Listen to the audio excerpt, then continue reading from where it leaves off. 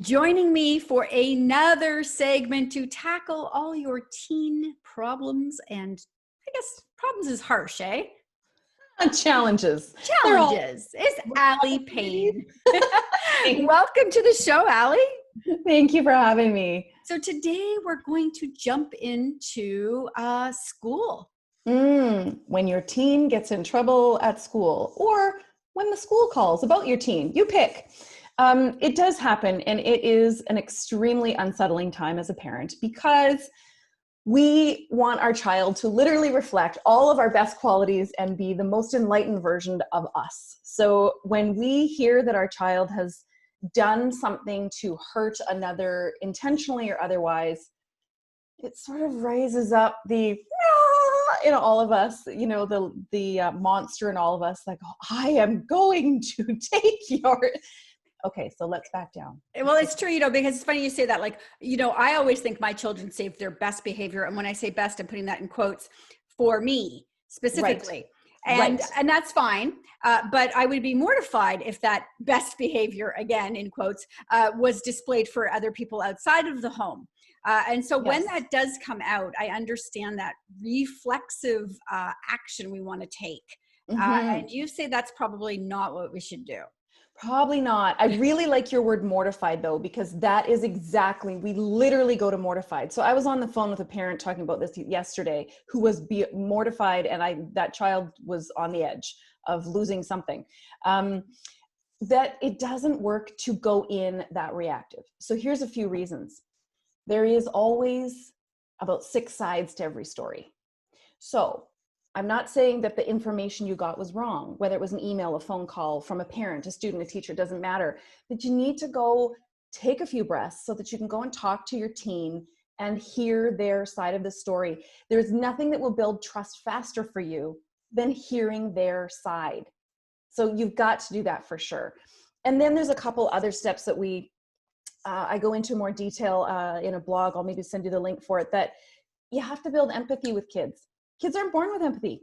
They're not. We have to teach them that. So quickly, we want to make sure. So what would it be like if you were the person who was getting the negative behavior toward them, or the toxic behavior?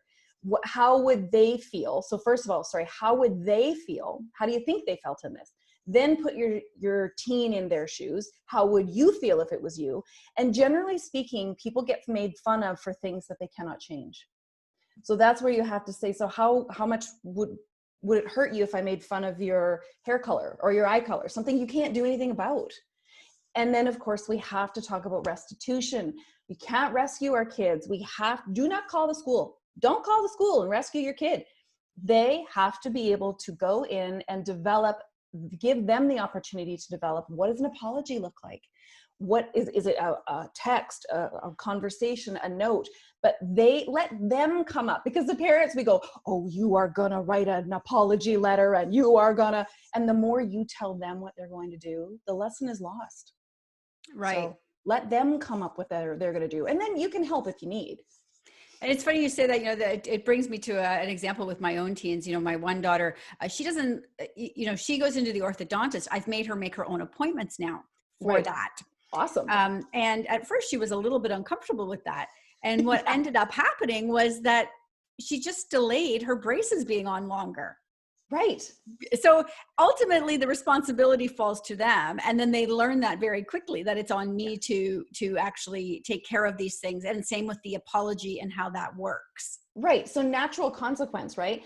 Like, again, in this situation, an apology letter might come, but when the teenager needs or is encouraged, let's say this, when they're encouraged to develop what the apology will look like on their own and run it by you, they take much greater ownership of it. That doesn't mean it's not going to feel super yucky to do.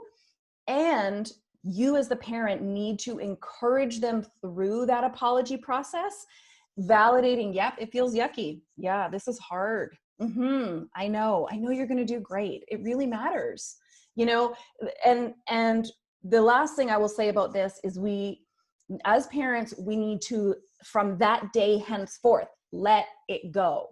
There's no shaming of, well, remember the time no. You only refer back to that incident if it is to build your child up based on learning.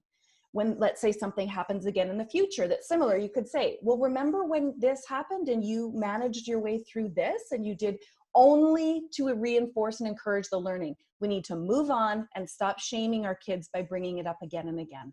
I love that. I think that's excellent advice, not just for teens, but you know what? For everyone. Everyone. Let it go. Let it go. Let it go. Right? We only remember the good parts. Let's let go of the rest. Okay, excellent. So if people want to connect with you, Aly, and maybe they have some challenges of their own with teens they'd like to discuss with you, where can they find you? They can always find me on my website, www.alypain.com. And I have a private parents group they're welcome to check out. And it's called Finding Our Way. And it is on my website as well. Always a pleasure to have you here, Aly. We'll see you again soon. Thanks so much, Candace. Bye-bye.